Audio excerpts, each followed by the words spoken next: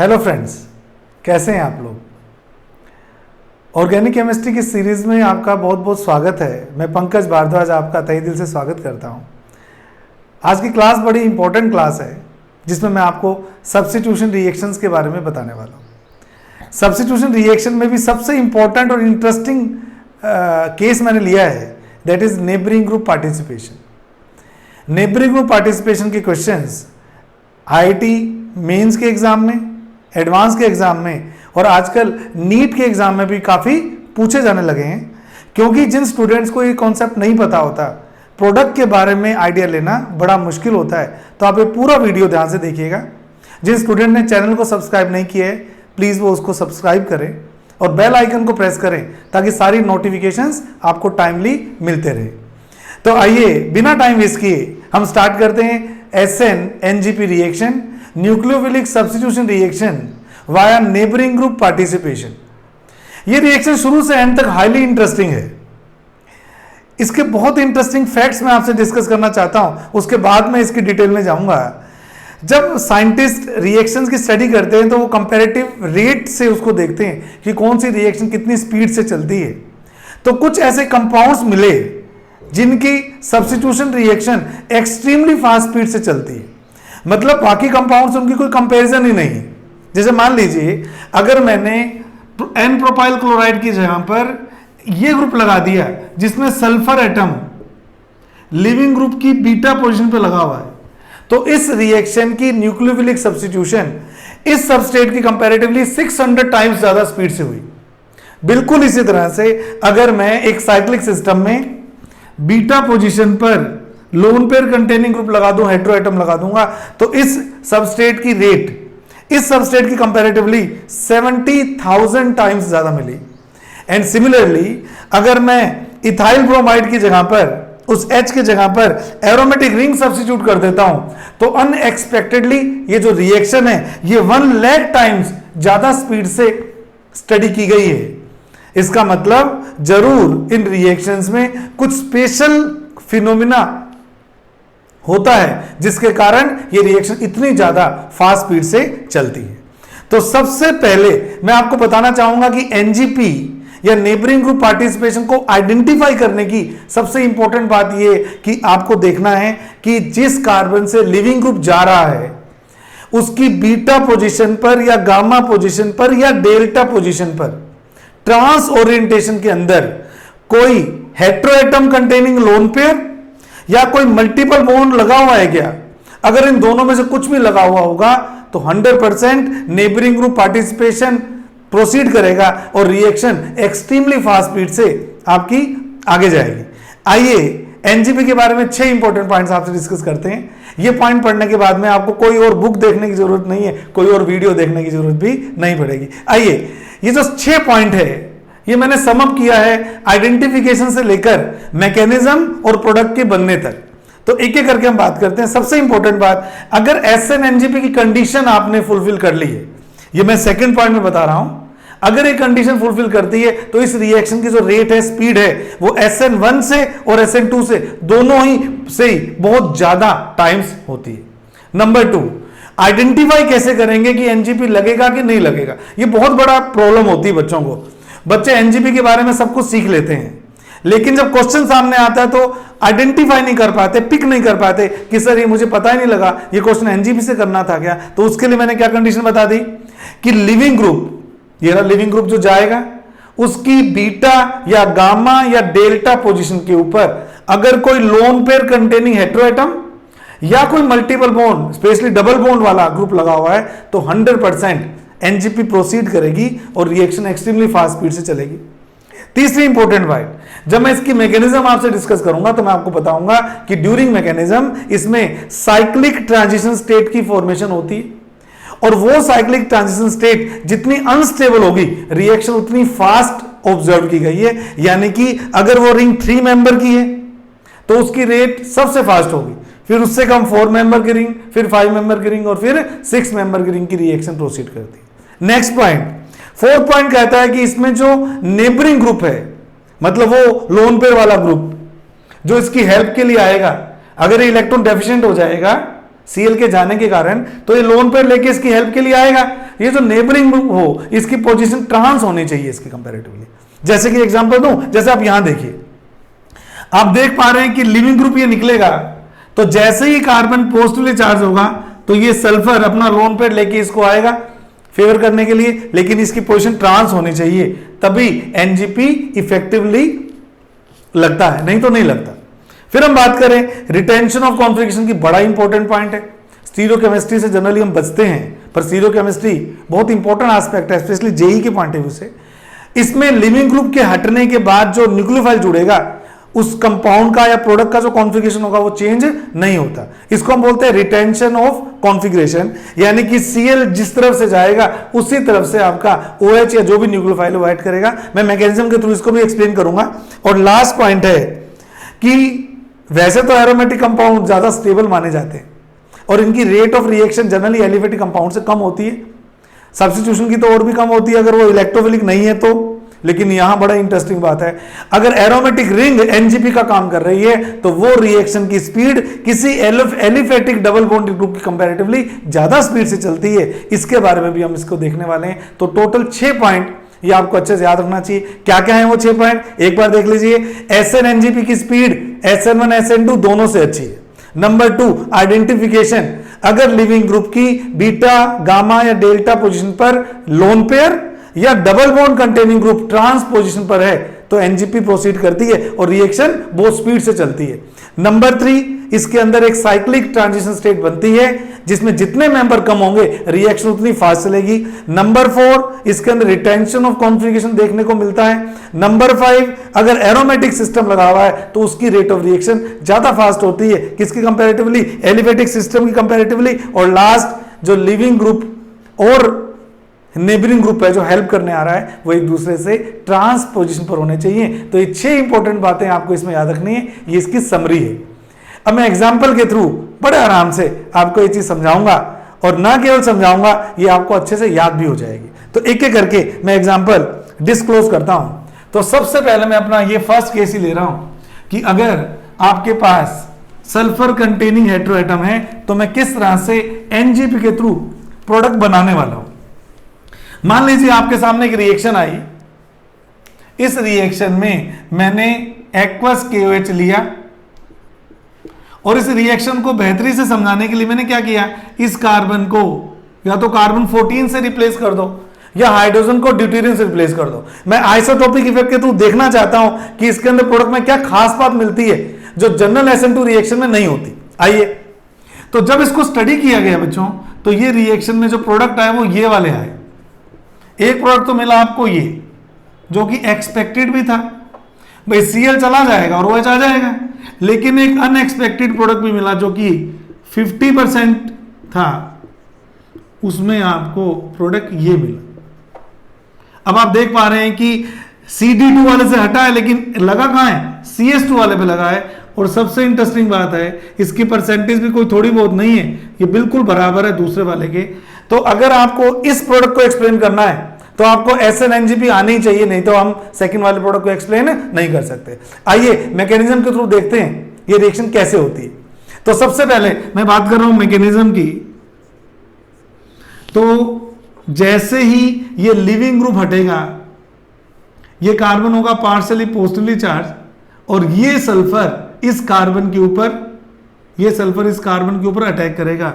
और जैसे ये सल्फर कार्बन के ऊपर अटैक करेगा तो एक 3 मेंबर्ड साइक्लिक ट्रांजिशन स्टेट की क्या हो जाएगी, फॉर्मेशन हो जाएगी, जिसमें सल्फर पे कौन सा चार्ज आ जाएगा, पॉजिटिव चार्ज आ जाएगा। जब भी कोई हेटेरोएटम अपना lone pair positively charge carbon को डोनेट करता है, उसके ऊपर चार्ज क्या आ जाता है, प्लस चार्ज आ जाता है। तो ये साइक्लिक 3 मेंबर्ड ट्रांजिशन स्टेट की फॉर्मेशन हो गई। अब अगर न्यूक्लियोफाइल को अटैक करना है बैक साइड से, तो इसके लिए दो पॉसिबिलिटी हैं। अगर न्यूक्लियोफाइल को अटैक करना है बैक साइड से तो इसके लिए दो पॉसिबिलिटी हैं। क्या क्या है वो दो पॉसिबिलिटी बेटे, अगर ये इस बॉन्ड के इलेक्ट्रॉन ले लेगा तो ये वाला बॉन्ड ब्रेक हो जाएगा, अगर ये इस बॉन्ड के इलेक्ट्रॉन ले लेगा तो ये वाला बॉन्ड ब्रेक हो जाएगा। भाई अल्टीमेटली ये इलेक्ट्रॉन लेगा, तो अगर इस बॉन्ड के इलेक्ट्रॉन लेगा तो ये बॉन्ड ब्रेक होगा, इस बॉन्ड के इलेक्ट्रॉन अगर लेगा तो ये बॉन्ड ब्रेक होगा। तो ए बॉन्ड ब्रेकिंग से भी देख रहा हूं और बी बॉन्ड ब्रेकिंग से भी देख रहा हूं। मेरा न्यूक्लियोफाइल स्ट्रॉन्ग न्यूक्लियोफाइल है और ये न्यूक्लियोफाइल वेट कर रहा है कि बॉन्ड टूटे और मैं अटैक करूं। तो अगर मैं कहता हूं कि ये वाला बॉन्ड ब्रेक हुआ, ए वाला, तो जैसे ही बॉन्ड ब्रेक हुआ, मान लीजिए मैं इसको पार्शियल बॉन्ड ब्रेक कर दिया, ये बॉन्ड इंटैक्ट रहा, इसको CD2 कर देते हैं क्योंकि ये CD2 लगा हुआ था। हाँ, तो क्या हुआ, PH S, क्योंकि ए वाला बॉन्ड ब्रेक किया है, CH2 और CD2 के साथ क्या लग गया, OH लग गया, जो कि आपका नॉर्मल प्रोडक्ट है। लेकिन अगर बी वाली ब्रेकिंग हो जाती, ये वाली ब्रेकिंग हो जाती, तो क्या होता, तो PH सल्फर, ये बॉन्ड तो टूटता ही नहीं, तो ये हो जाता आपका CD2, ये बॉन्ड तो टूटता ही नहीं, बॉन्ड टूटा कौन से वाला है, CH2 वाला, तो यहां हो जाता CH2 और ये बन जाता आपका OH, यानी कि इस प्रोडक्ट के बनने की चांसेस और इस प्रोडक्ट के बनने के चांसेस बराबर हैं। तो एनजीपी के थ्रू आप देख पा रहे हैं कि किस तरह से इस ग्रुप ने एक अच्छे पड़ोसी का काम किया कि जैसे ही इलेक्ट्रॉन डेफिशिएंट हुआ, इसने इलेक्ट्रॉन की सप्लाई कर दी। अब यहां पर नोट कीजिएगा, 2 बार कॉन्फ़िगरेशन में चेंज होता है, इन्वर्जन। पहली बार जब ये बैक साइड से अटैक करता है तो पहला तो कॉन्फ़िगरेशन चेंज यहां होता है। सेकेंड टाइम जब आने वाला न्यूक्लियोफाइल बैक साइड से अटैक करेगा, आने वाला न्यूक्लियोफाइल चाहे ए पे आए चाहे बी पे आएगा, ये बैक साइड से अटैक करेगा। बच्चों, अगर 2 बार इन्वर्जन होता है मॉलिक्यूल में तो फाइनली क्या होता है, रिटेंशन इन कॉन्फ़िगरेशन हमें देखने को मिलता है। तो इस तरह से सल्फर हेटेरोएटम एक नेबरिंग ग्रुप की तरह काम करता है और रिएक्शन की स्पीड को बहुत ज्यादा गुना बढ़ा देता है। तो ये तो सल्फर एज नेबरिंग ग्रुप मैंने लिया। अब मैं नाइट्रोजन एज नेबरिंग ग्रुप ले रहा हूं एग्जांपल। 2-3 एग्जांपल की प्रैक्टिस करते हैं, फिर 1-2 क्वेश्चन मैं आपसे पूछने वाला हूं। अगर नाइट्रोजन नेबरिंग ग्रुप के फॉर्म में आता है तो एग्जांपल नंबर 2 किस तरह से मैं डिस्कस कर रहा हूं, आइए। एग्जांपल नंबर 2, नाइट्रोजन के साथ ये 2 मिथाइल ग्रुप लगे हुए हैं और ये लीविंग ग्रुप आपका इस बार Br दिया हुआ। जब इसकी रिएक्शन एक्वस केवस से करवाई गई तो आपसे पूछ रहा है कि बताइए प्रोडक्ट कौन कौन से बनेंगे। तो नो डाउट, जैसे कि मैंने आपको सिखाया हुआ है बिल्कुल वैसे ही मैकेनिज्म से स्टार्ट करते हैं। जैसे ही ब्रोमीन अपने इलेक्ट्रॉन लेके जाएगा, ये साइड पॉजिटिवली चार्ज होगी और नाइट्रोजन इसको इलेक्ट्रॉन देने के लिए आएगा। जब नाइट्रोजन इसको इलेक्ट्रॉन देने के लिए आएगा तो आप एक्सपेक्ट कर रहे हो 3 मेंबर की रिंग बन जाएगी और नाइट्रोजन पे क्या आ जाएगा बेटे, पॉजिटिव चार्ज। आप लोग जानते हैं जब भी नाइट्रोजन 4 बॉन्ड बनाता है इसके ऊपर चार्ज क्या आता है, पॉजिटिव। अब बात करते हैं बॉन्ड ब्रेकिंग की।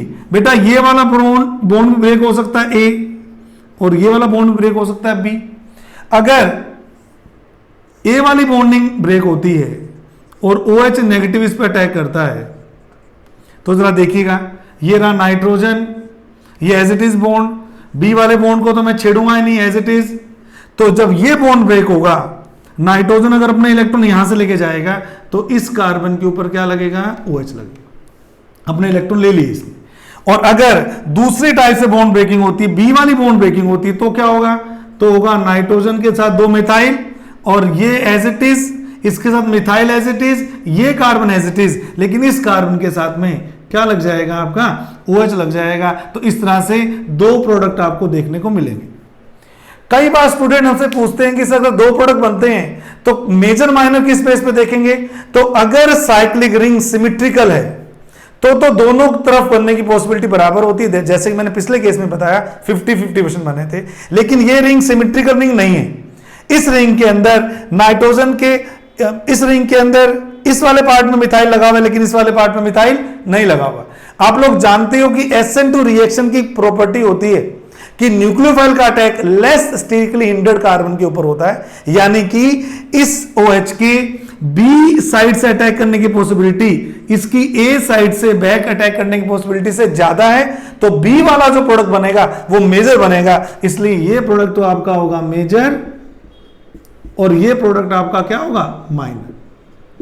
दोबारा देख लीजिए, इस कार्बन के ऊपर सब्स्टिट्यूशन नहीं है जबकि इस कार्बन के ऊपर सब्स्टिट्यूशन है, तो लेस हिंडर्ड कार्बन ये वाला हुआ। तो जब भी आपके पास पॉसिबिलिटी हो 2 डिफरेंट कार्बन की तो हमेशा लेस हिंडर्ड कार्बन के ऊपर अटैक करा के मेजर बनाना है और मोर लेस हिंडर्ड पर मेजर बनाना है और मोर हिंडर्ड पर आपको क्या बनाना है, माइनर प्रोडक्ट बनाना है। तो नाइट्रोजन भी नेबरिंग ग्रुप का काम कर सकता है। तीसरा एग्जांपल में मैं ऑक्सीजन एज नेबरिंग ग्रुप आपको सिखा रहा हूं। तो अगर ऑक्सीजन नेबरिंग ग्रुप का काम करता है तो रिएक्शन की मैकेनिज्म अब तो आपको खुद को ही पता लग जाएगी, ज्यादा मुझे बताना ही नहीं आपको, स्टेप वही के वही है। सपोज मेरे को दिया हुआ है एक ईथर इस तरह से, इसके साथ OTF ट्रिफ्लेट ग्रुप लगा रखा है और यहां मिथाइल ग्रुप लगा रखा है।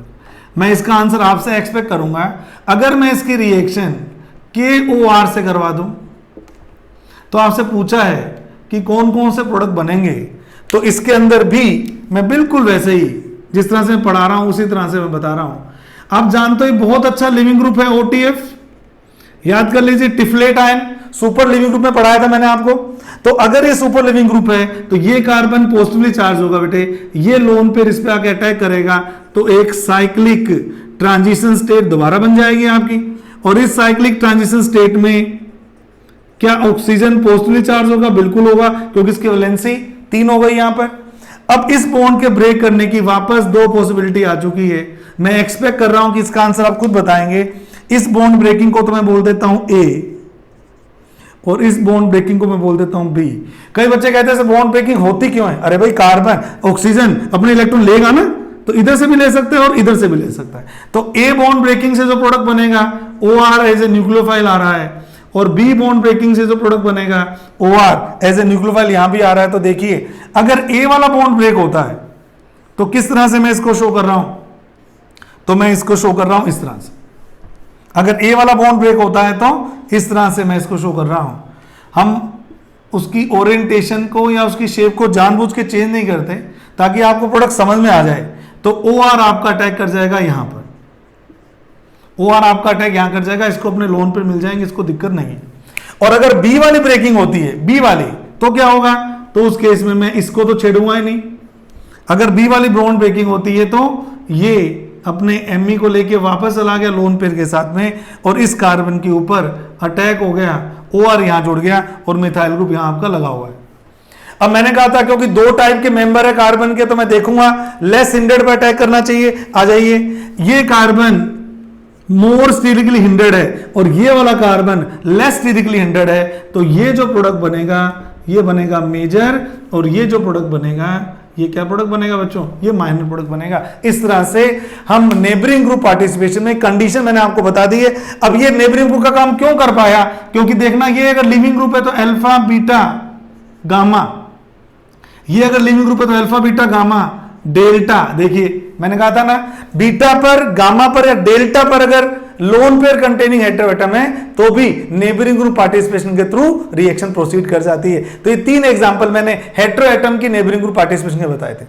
अब मैं 4th एग्जांपल में आपको साइक्लिक रिंग के अंदर किस तरह से एनजीपी लगती है, आइए उसकी बात करते हैं। अगर मैं बात करूं एग्जांपल नंबर 4 की, अगर मैं बात करूं एग्जांपल नंबर 4 की, कि साइक्लिक रिंग में जिस रिएक्शन की स्पीड में बोल रहा था 70,000 टाइम्स ज्यादा होती है दूसरे कंपाउंड की कंपैरेटिवली, तो जरा इधर ध्यान दीजिएगा बच्चों। ये है सल्फर और ये पीएच, ये इसके लोन पेयर हैं, और यहां पर कोई लिविंग ग्रुप लगा हुआ है Br। अब इसने इसकी रिएक्शन कराई KOH के साथ, एक्वस के साथ, और हमसे पूछ रहा है कि प्रोडक्ट बताओ क्या क्या बनेंगे। तो रिएक्शन के अंदर सब कुछ वही का वही है।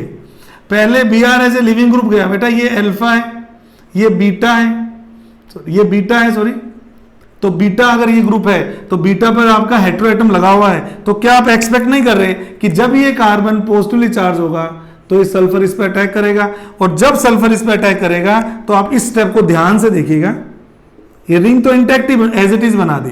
तो सल्फर जब अटैक करेगा तो एक ये मेंबर, एक ये मेंबर और एक ये मेंबर, एक 3 मेंबर की रिंग और बन जाएगी, एक 3 मेंबर रिंग बन जाएगी। बीच में क्या आएगा? सल्फर आएगा, और पीएच आपका ऐसे लगा हुआ है।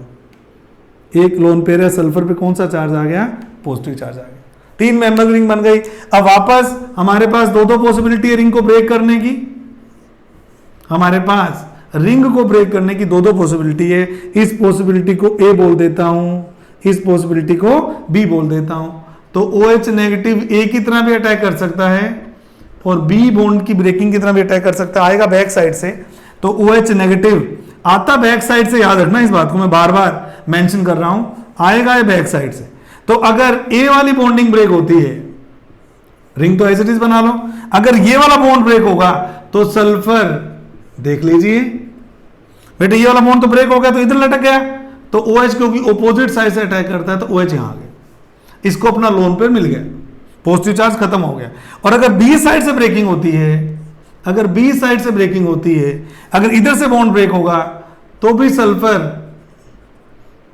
इस तरह से, और क्योंकि बैक साइड से अटैक हुआ था ये आपको OH इस तरह से, तो एक प्रोडक्ट बनेगा ये वाला और एक प्रोडक्ट बनेगा ये वाला। अब मुझे बताइए क्या ये रिंग सिमेट्रिकल नहीं है क्या? हाँ, ये रिंग देखो, ये दोनों कार्बन देखने होते हैं हेटेरो एटम के साथ वाले, ये दोनों एटम तो एक जैसे ही हैं, दोनों के दोनों एक जैसे एटम है तो सिमेट्रिकल रिंग हो गई। सिमेट्रिकल रिंग का मतलब बेटा ये भी 50% बनेगा और ये भी 50% बनेगा। और थोड़ी बहुत अगर आपको स्टीरियोकेमिस्ट्री की नॉलेज है, अगर आपको थोड़ी बहुत स्टीरियोकेमिस्ट्री की नॉलेज है तो ये जो स्टार लगा रहा हूं क्या वो कायरल कार्बन है? तो मैं आपको ये भी बता पाऊंगा कि ये दोनों एक दूसरे के इनेंशियोमर्स है। देखिए इस कंपाउंड के इसके सामने शो कर दिए, क्या ये एक दूसरे के मिरर इमेजेस नहीं है? क्या ये दोनों कंपाउंड एक दूसरे के मिरर इमेजेस नहीं है? यस, तो ये आपस में एक दूसरे के क्या होते हैं? इनेंशियोमर भी होते हैं। तो इस तरह से साइक्लिक रिंग में भी एनजीपी लगता है। बस एक चीज याद रखिएगा आप लोग, एनजीपी का जो हाईएस्ट रेट है वो तब मिलेगा जब ये दोनों एक दूसरे के ट्रांसपोजिशन पर होंगे। वेरी वेरी इंपॉर्टेंट, ये दोनों ग्रुप मैंने आपको पहले ही बोल दिया, ये दोनों ग्रुप क्या होने चाहिए? एक दूसरे के ट्रांस होने चाहिए। तो Br मैंने ऊपर की साइड बनाया है और S और R या SPH वाला जो ग्रुप है वो मैंने कहां लगाया? नीचे की साइड लगाया। तभी जाके आपको बेस्ट रिजल्ट मिलेंगे किसके? एनजीपी के। तो ये तो बातें हो गई हेटेरो एटम की एनजीपी के बारे में। एक दो एग्जांपल जरा डबल बॉन्ड की एनजीपी के भी देखते हैं। डबल बॉन्ड की एनजीपी किस तरह से होती है एग्जांपल नंबर 5 के थ्रू मैं आपको बता रहा हूं।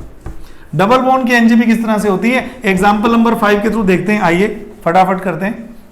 तो एग्जांपल नंबर 5, ये देखा गया कि ये जो रिएक्शन हो रही है Me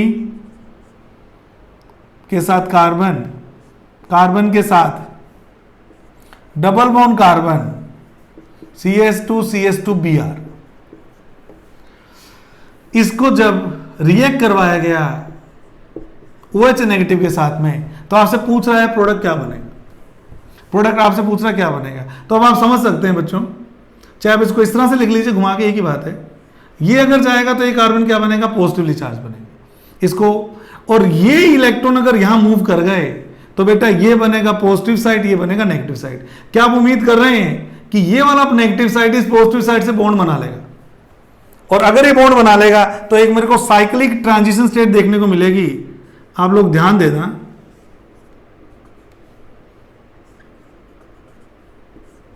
आप लोग ध्यान दीजिएगा, बहुत ध्यान से देखिएगा। क्या मैंने सही बनाया? नंबरिंग कर लूं? ये 1 नंबर मान लीजिए, ये 2 मान लीजिए, ये 3 मान लीजिए, 4 मान लीजिए। तो बेटा 3 और 1 तो जुड़ गए आपस में, तो ये है 3, ये है 1, तो 3 और 1 तो जुड़ गए और 4 पे क्या आ गया? पॉजिटिव चार्ज आ गया। अब इस कार्बोनियम आयन को फ्री स्टेट में बनाए, इसको देखिए, क्या ये डांसिंग रेजोनेंस वाला नहीं है क्या? बिल्कुल। अगर मैं इसको दूसरी तरह से लिख दूं तो आप इसको पहचान पाएंगे। क्या ये कार्बोनियम आयन बच्चों, क्या ये कार्बोनियम आयन ये वाला नहीं है क्या? देखना है ना, 3 नंबर कार्बन के साथ एक ग्रुप लगा हुआ है, 3, 1 और 2। क्या ये कार्बोनियम आयन CHMe लगा हुआ है इसके CHMe, क्या ये डांसिंग रेजोनेंस करता है? बिल्कुल, बहुत ज्यादा स्टेबल है। अब ये क्योंकि स्टेबल कार्बोनियम आयन है, इसके ऊपर अब जब OH नेगेटिव का अटैक हो गया होगा तो मुझे तो आप ये बताओ, क्या रिंग ब्रेक होकर रिंग एक्सपेंशन करेगी क्या? बिल्कुल नहीं। मैंने आपको रिंग एक्सपेंशन और कंप्रेशन का वीडियो दिया हुआ है, डिस्क्रिप्शन बॉक्स में आपको दिख जाएगा। वहां से आपको पता लगता है कि जब भी 3 मेंबर के साथ पॉजिटिव चार्ज होता है, ये रिंग हाईली स्टेबलाइज रिंग होती है डांसिंग रेजोनेंस के कारण, इसलिए OH नेगेटिव के अटैक करने की पॉसिबिलिटी बच्चों अपवर्ड भी होती है और डाउनवर्ड भी होती है। तो जो आपका प्रोडक्ट बनता है उस प्रोडक्ट में आपको इस तरह से एक बार OH यहां लिख देना और CH3 यहां लिख देना, और एक बार इस प्रोडक्ट में CH3 यहां। बस एक समझने के लिए बता रहा हूं कि ये दोनों एक दूसरे के इनेंशियोमर्स बनते हैं। और इस मिक्सचर को, क्योंकि सब कुछ सिमेट्रिकल है, इस मिक्सचर को मैं क्या बोल सकता हूं? इस मिक्सचर को मैं रेसिमिक मिक्सचर बोल सकता हूं। क्योंकि एक बार मैंने, और इसको थोड़ा और इजी करना चाहें तो आप कर देते हैं, ऐसे कर लीजिए। चलो, तो आपने इस तरह से पहले वेज पे OH लगा हुआ था, फिर मैंने वेज पे CH3 लगा दिया। ये दोनों एक दूसरे के एनेंटियोमर्स होते हैं, और क्योंकि 50-50% बनते हैं, इस मिक्सचर को, जिसमें 50% एक आइसोमर, एक एनेंटियोमर और 50% दूसरा एनेंटियोमर होता है, वो एक दूसरे, वो क्या होता है, रैसिमिक मिक्सचर, और इंटरनल कंपनसेशन के, एक्सटर्नल कंपनसेशन के कारण ऑप्टिकली इनएक्टिव होता है। तो हम देख सकते हैं डबल बॉन्ड भी एक नेबरिंग ग्रुप की तरह पार्टिसिपेट कर सकता है। और लास्ट एग्जाम्पल एरोमेटिक रिंग वाला भी एनजीपी में आपको बता रहा हूं। मैंने सारे सिलेक्टेड एग्जाम्पल आपको बता दिए हैं, तो आपको ध्यान रखना है कि आपको एनजीपी को आइडेंटिफाई कैसे करना है और प्रोडक्ट किस तरह से निकालना है। आइए लास्ट एग्जांपल देखते हैं, एग्जांपल नंबर 6। उसके बाद मैं आपको इसकी स्टीरियोकेमिस्ट्री एक बहुत अच्छे एग्जांपल से बताने वाला हूं। इस वीडियो को एंड तक आप देखिएगा, एनजीपी का सारा कॉन्सेप्ट आपको एकदम क्लियर हो जाएगा। तो मैं बात कर रहा हूं 6 एग्जांपल की, जब एरोमेटिक रिंग एनजीपी का काम करती है। तो आइए देखते हैं किस तरह से। इसको मैं CD2 कर रहा हूं, Cl। आपसे पूछा है कि अगर बेसिक मीडियम में रिएक्शन कराएंगे तो क्या बनेगा। तो हर बार की तरह मैकेनिज्म बहुत ध्यान दीजिएगा।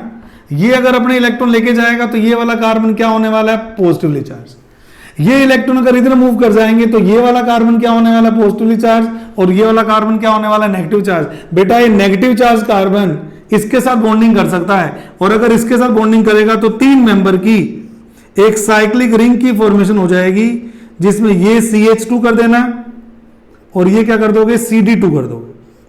बहुत ध्यान से इस कार्बोनियम आयन को देखिए आप, क्या मैंने सही किया क्या। जैसे ही इलेक्ट्रॉन यहां आएंगे बेटे, ये प्लस और ये माइनस, ये माइनस इस प्लस से जुड़ जाएगा। तो 1 2 3 1 2 3 ये आपकी रिंग बन गई, और ऑर्थो पोजीशन के ऊपर क्या आ गया, पॉजिटिव चार्ज आ गया। अब इस कंपाउंड में बॉन्ड ब्रेकिंग की वापस 2 पॉसिबिलिटी हैं। क्यों? क्योंकि मैंने एक CH2 कर दिया और एक CD2 कर दिया। तो अगर ये वाला बॉन्ड ब्रेक होता है तो इसके इलेक्ट्रॉन यहां जाएंगे तो एरोमेटिक रिंग क्या होगी, बन जाएगी। एक खास बात, जब भी आप एरोमेटिक रिंग को एनजीपी में पार्टिसिपेट करवाओ और किसी स्टेप में रिंग को ब्रेक करके एरोमेटिसिटी डिस्टर्ब करो, तो याद रखना फाइनली आपको एरोमेटिसिटी रीगेन करनी जरूरी है। अगर एरोमेटिसिटी वापस नहीं आई तो रिएक्शन उस पाथवे से नहीं चलती। मैंने क्या बोला, आप एरोमेटिसिटी डिस्टर्ब करके बना रहे हो, ये प्रोडक्ट बनते वक्त तो एरोमेटिसिटी अगर रीगेन होगी तो ही वो मैकेनिज्म मानी जाएगी, अदरवाइज वो मैकेनिज्म सही नहीं मानी जाती। आइए देखते हैं किस तरह से मैं करने वाला हूं। तो अगर ये वाला बॉन्ड ब्रेक होगा तो ये इलेक्ट्रॉन यहां पहुंच जाएंगे तो एरोमेटिसिटी रीगेन हो जाएगी, तो इस पे पॉजिटिवली चार्ज आएगा। और अगर ये वाला बॉन्ड ब्रेक हो गया, अगर ये वाला बॉन्ड अपने इलेक्ट्रॉन दे जाएगा तो उस केस में डबल बॉन्ड यहां जाएगा और पॉजिटिव चार्ज यहां आएगा। तो इस ब्रेकिंग को मैं A बोल देता हूं और इस ब्रेकिंग को मैं B बोल देता हूं। तो A ब्रेकिंग से भी OH जुड़ सकता है बेटे, और B ब्रेकिंग से भी OH जुड़ सकता है। आइए जब A वाली ब्रेकिंग होगी तो क्या होगा, आइए सीखते हैं आइसोटोपिक इफेक्ट के थ्रू। जब A वाली ब्रेकिंग होगी तो मैंने बोला ना, ये डबल बॉन्ड तो आ गया, ये बॉन्ड के इलेक्ट्रॉन यहां आ गए, तो ये टूट गया बॉन्ड। ऐसे मान लीजिए, ऐसे मान लीजिए ये बॉन्ड टूट गया, ये टूट गया तो डबल बॉन्ड यहां आ गया, प्लस चार्ज यहां आ गया, तो आपको OH इसके साथ लग जाएगा। तो डबल बॉन्ड को तो मैंने बना दिया बच्चों, ये वाला बॉन्ड तो इंटैक्ट है ना, तो ये उसी शेप में बना देता हूं ताकि आपको समझने में दिक्कत नहीं आएगी। ये देखिए, तो ये वाला बॉन्ड जब ब्रेक हो गया तो ये प्लस आ गया, इस प्लस के साथ क्या आ गया, OH। और अगर B वाली बॉन्ड ब्रेकिंग हो जाती, अगर B वाली बॉन्ड ब्रेकिंग हो जाती तो ये वाले इलेक्ट्रॉन इसके बीच में जाते, तो ये डबल बॉन्ड आ जाता, ये डबल बॉन्ड, ये इंटैक्ट रिंग बन गई वापस एरोमेटिक, और ये वाला बॉन्ड ब्रेक होता फिर, और ये वाला बॉन्ड इंटैक्ट रहता। और अगर ये वाला बॉन्ड इंटैक्ट रहता तो CH2 वाला मैं इंटैक्ट कर देता हूं, CD2 वाला प्लस हो जाएगा और यहां क्या लग जाएगा, OH लग जाएगा। आप देख पा रहे हैं दोनों टाइप के प्रोडक्ट मिलेंगे आपको। एक प्रोडक्ट आपको ये मिला जिसके अंदर CH2 और CD2 के साथ ही OH आया, पर इसके साथ ही 50% आपको ये प्रोडक्ट भी मिला जिसमें CH2 के साथ OH आएगा। तो इस तरह का प्रोडक्ट बनने का चांस केवल एनजीपी के थ्रू ही हो सकता है, अदरवाइज SN2 रिएक्शन अगर हो रही होती तो इस तरह की कभी भी बॉन्डिंग नहीं होती। तो इस तरह से मैंने 6 एग्जांपल के थ्रू आपको एनजीपी का एक एक पॉइंट अच्छे से बता दिया है। अब मैं एक बहुत इंपॉर्टेंट एग्जांपल ले रहा हूं। कई बार किसी कंपाउंड में दो दो कार्यल सेंटर्स होते हैं, फिर हमें देखना पड़ता है कि ओरिएंटेशन किस तरह से चेंज होगा। एक बेहतरीन सा एग्जांपल, लास्ट एग्जांपल आइए देखते हैं एनजीपी का। 7th एग्जांपल, तो मुझे एक रिएक्शन दी हुई है 7th एग्जांपल में, आप ध्यान दीजिएगा, मुझे एक रिएक्शन दी हुई है 7th एग्जांपल में। वो रिएक्शन है ये, आपको एक कंपाउंड दिया हुआ है फिशर प्रोजेक्शन के अंदर, और यहां पे कोई हेलोजन लगा हुआ है और यहां OH लगा हुआ है, यहां पे भी Me है और ये भी Me है। अब आपने इसकी रिएक्शन एसिडिक मीडियम में करवा दी, HCl से करवा दी मान लीजिए। अब जिन बच्चों ने SN1 रिएक्शन पढ़ी हुई है, जल्दी मैं SN1 पे भी एक लेक्चर वीडियो रिलीज करूंगा, आपको पता ही है कि OH इस प्रोटॉन को लेता है, OH2+ की फॉर्म में बनता है, और OH2+ एक लिविंग ग्रुप होने के कारण निकल जाता है, तो इस कार्बन पर पॉजिटिव चार्ज आता है, जिससे कार्बोनियम आयन की फॉर्मेशन होती है। तो आपसे क्वेश्चन ये पूछा गया है कि इस रिएक्शन में अगर दो प्रोडक्ट बन रहे हैं A और B, तो बताइए इन दोनों में आपस में रिलेशनशिप क्या है, ये क्वेश्चन आपसे पूछा है। तो मेरे को तो एनजीपी का सीधा सा फंडा आता है, आइए करते हैं। अगर मैंने बोला आपको मैकेनिज्म में फर्स्ट स्टेप में H पॉजिटिव अटैक करता है तो लोन पेयर पे करता है, और इससे आपके पास में क्या बनता है, इससे आपके पास में बेटे OHH आप लोग जानते ही हो प्लस, फर्स्ट स्टेप में ये होगा BRH Me। अगले स्टेप में आपको अच्छे से पता है वाटर एक अच्छा लिविंग ग्रुप होने के कारण अपने इलेक्ट्रॉन ले जाएगा, तो इस कार्बन पर क्या आएगा, प्लस चार्ज। अब देखिए, अब एनजीपी की कंडीशन आ गई, ये लोन पेयर लेके इसकी हेल्प के लिए जाएगा, और अगर Br लोन पेयर के लिए, लोन पेयर के साथ इसकी हेल्प के लिए जाएगा, तो एक वापस 3 मेंबर्ड साइक्लिक ट्रांजिशन स्टेट की फॉर्मेशन हो जाएगी। देख लीजिए, ये Me लगा दिया एज इट इज, ये Me लगा दिया एज इट इज, ध्यान दीजिएगा। ये Br अपने इलेक्ट्रॉन लेके आ गया, ऐसे मान लीजिए ये Br अपने इलेक्ट्रॉन लेके आ गया, तो एक मेंबर ये रहा, एक Br और एक H, इन तीनों ने तो रिंग बना ली, इससे Br पे क्या चार्ज आ गया बेटे, पॉजिटिव चार्ज आ गया। जब रिंग ए की तरफ बन सकती है तो ये H मैंने जानबूझ के राइट साइड में कर दिया। रिंग ऐसा तो नहीं बनेगी ना, एक ऊपर और एक नीचे, रिंग तो दोनों एक ही साइड से बनेगी। जब रिंग एक ही साइड से बनेगी तो दोनों H ऑपोजिट साइड में मैंने लगा दी। अब बहुत ही इंपॉर्टेंट कॉन्सेप्ट आपको बताने जा रहा हूं, ये A ब्रेकिंग है बेटे, ये B ब्रेकिंग है। अब जो Cl नेगेटिव का अटैक होने वाला है वो A ब्रेकिंग से भी बता रहा हूं और B ब्रेकिंग से भी बता रहा हूं। आप लोग भी अपने आप सोचते रहिए, आप वीडियो पॉज करके अपने आप ही बना सकते हैं। अब ध्यान दीजिएगा, अगर A ब्रेकिंग होती है तो Cl नेगेटिव यहां पे बैक साइड अटैक करेगा, और अगर B ब्रेकिंग होती है तो Cl नेगेटिव यहां पर बैक साइड से अटैक करेगा बैक साइड से, यानी कि जहां H लगा हुआ उसके ऑपोजिट साइड से Cl क्या करेगा, अटैक करेगा। और अगर A साइड में अटैक करता है तो जरा ध्यान दीजिएगा, अगर इस साइड में अटैक करता है तो अगर मैं Cl यहां लगाता हूं तो H यहां चला जाएगा ऑपोजिट साइड में, Me एज इट इज लगा हुआ ही है।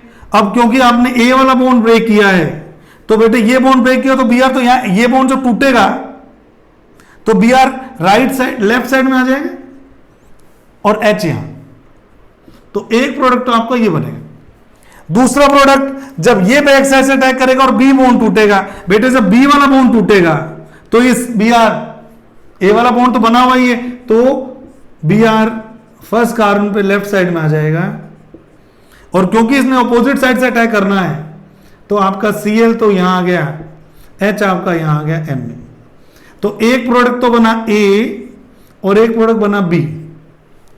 अब अगर मैं इन दोनों में एक रिलेशनशिप कंपेयर करूं तो थोड़ा सा बच्चों को ये मुश्किल लगता है कि सर इधर तो फर्स्ट सेकंड कार्बन पे Cl लगा हुआ है, इधर Br लगा हुआ है, हम कैसे कंपेयर करें। तो उसका एक छोटा सा तरीका आपको बता रहा हूं। जब भी फिशर प्रोजेक्शन कंटेनिंग 2 कार्यल कार्बन आ रहा हो और आपने उसी मॉलिक्यूल का कोई दूसरी फॉर्म बनानी हो आइडेंटिकल वाली, तो हमारे को एक ऑपरेशन अलाउड किया हुआ है, क्या कि आप इस पॉइंट के अराउंड इस पूरे मॉलिक्यूल को 180 डिग्री पर रोटेट कर सकते हो।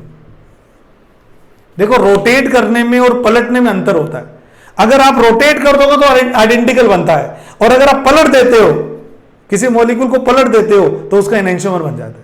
जब मैं स्टीरियोकेमिस्ट्री का वीडियो लूंगा तो मैं खूब डिटेल में जाने वाला हूं। आप इतना मान लीजिए, अगर इस पॉइंट से इसको घुमा दूं 180 पर, तो यही मॉलिक्यूल आपको दिखाई देगा, और यही मॉलिक्यूल अगर आपको दिखाई देगा तो उसका दूसरा ओरिएंटेशन बना देता हूं ताकि आपको आसानी हो जाएगी। तो बेटे 180 पे घूमेगा तो एमई तो यही रहेंगे।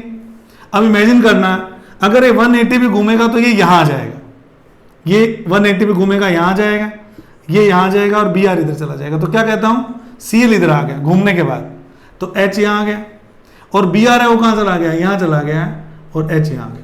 आप इसको घुमा के देख लीजिएगा, इस पॉइंट से इसको मैंने क्लॉकवाइज या एंटी क्लॉक ऐसे मर्जी घुमा दो, क्लॉकवाइज 180 भी घुमा दिया, तो ये वाली पोजीशन बन गई। अब ये जो A है वो यही है बेटे, ये भी A ही है, कोई फर्क नहीं। अब आपको सर क्यों कर रहे हो, इसलिए कर रहा हूं ताकि अब आप इस A और B को पहचान सको, इनमें क्या रिलेशनशिप है। जरा देखिए, ये भी कायरल कार्बन है, दो ये भी कायरल कार्बन। अब ध्यान से देखिए, क्या इसका ये इनेंशियोमर नहीं है, इसकी ओरिएंटेशन और इसकी ओरिएंटेशन जस्ट अपोजिट है, या लेफ्ट में H राइट में Br, या लेफ्ट में Br राइट में H, या लेफ्ट में Cl राइट में H, यहां पे लेफ्ट में H राइट में Cl। तो A और B आपस में एक दूसरे के क्या हुए, इनेंशियोमर्स हुए। आप चाहें तो एक और तरह से भी पता कर सकते हैं, इस तरह से अगर आपको नहीं करना तो आप इन दोनों कार्बन के अराउंड RS नेमिंग कर लीजिए। तो अगर इनेंशियोमर होंगे दो कंपाउंड, दो कायरल कार्बन वाले, तो कैसा होगा, एक अगर RS है तो दूसरा SR होगा।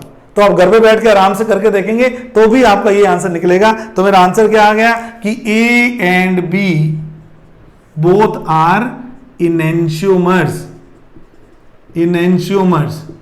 तो जब हम पढ़ते थे और कंपटीशन की तैयारी करते थे, हमारे सर ने हमको कैसे याद करवाया था, हमारे सर ने ऐसे याद कराया था कि जब ये दोनों ग्रुप एक दूसरे के ऑपोजिट हैं, ऐसे कंपाउंड को हम थ्रियो कंपाउंड बोलते हैं बेटे, थ्रियो।